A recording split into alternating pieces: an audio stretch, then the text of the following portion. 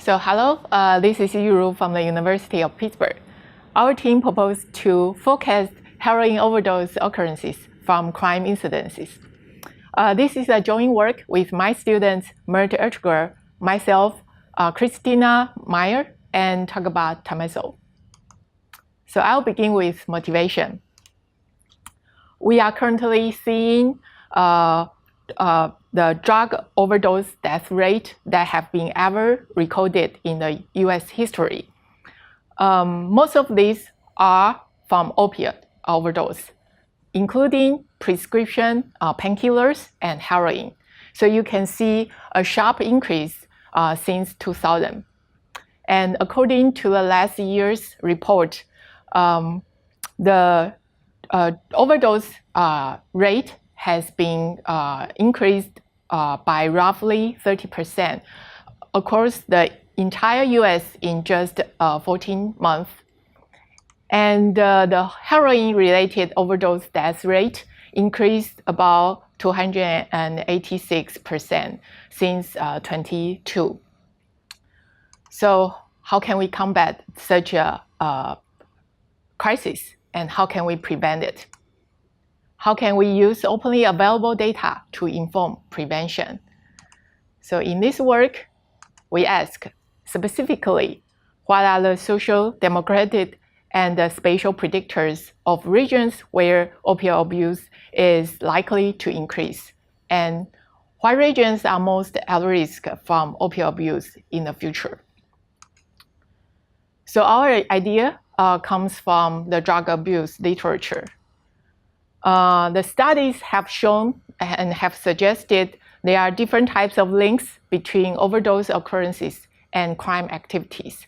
And we have to be very cautious about how to interpret these links. The financial motives suggested that people depending on heroins are more likely to involve in crimes committed to finance drug.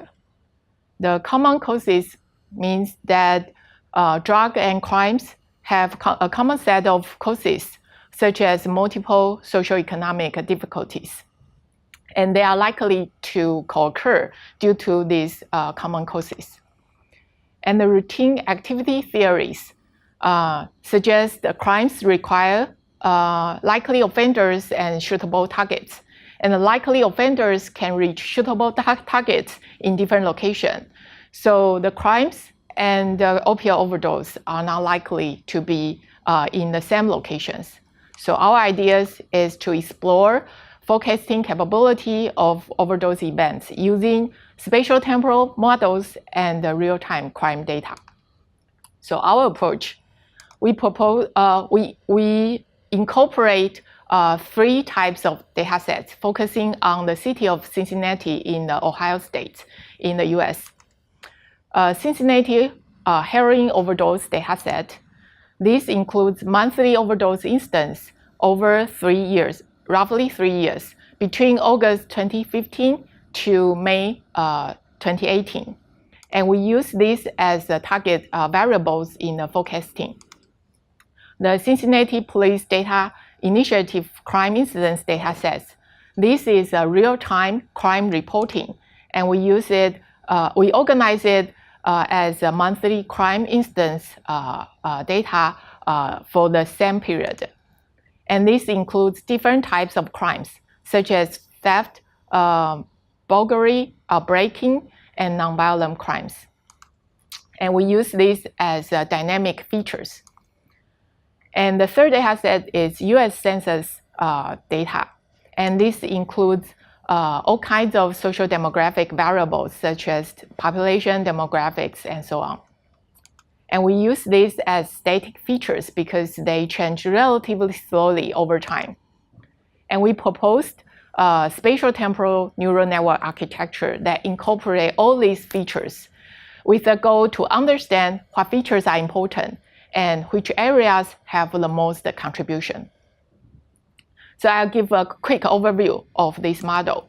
This model includes a static component that encodes static features of the target location, a temporal component that encodes the local crime dynamics of the target location, and a spatial component that encodes the spatial temporal crime dynamics of all the locations, and a spatial attention layer that identifies the most important region that help predict the heroin overdose in other places. So we call these predictive hotspots. And master attention layers that differentiate the contribution from all features, including static, local dynamic, and global dynamic features. And finally, we include group lasso in the loss function that help us select the informative features. So next, I'll talk about the results. We show that compared to baseline, which is the standard time-lagged model, our model has the significant better performance. And besides this forecasting capability, our model allows to interpret what features are important. So for social demographic features, we found that informative demographic predictors. However, these are specific to the city of Cincinnati, and we believe these are not generalizable because the demographic composition change city by city.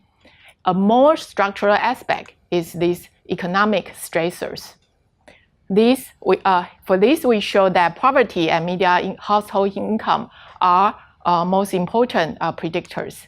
This suggests a lack of economic resources in communities is associated with greater vulnerabilities to substance use.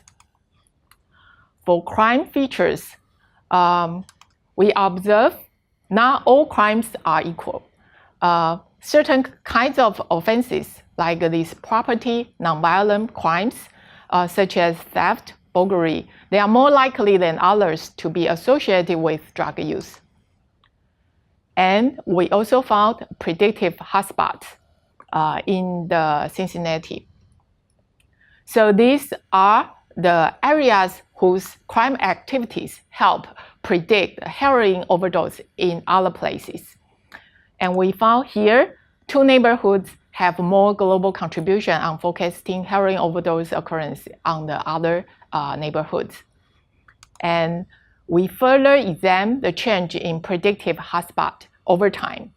So we found two neighborhoods lose their predictive power, and there are two neighborhoods emergent to become new hotspots after the year of 2017.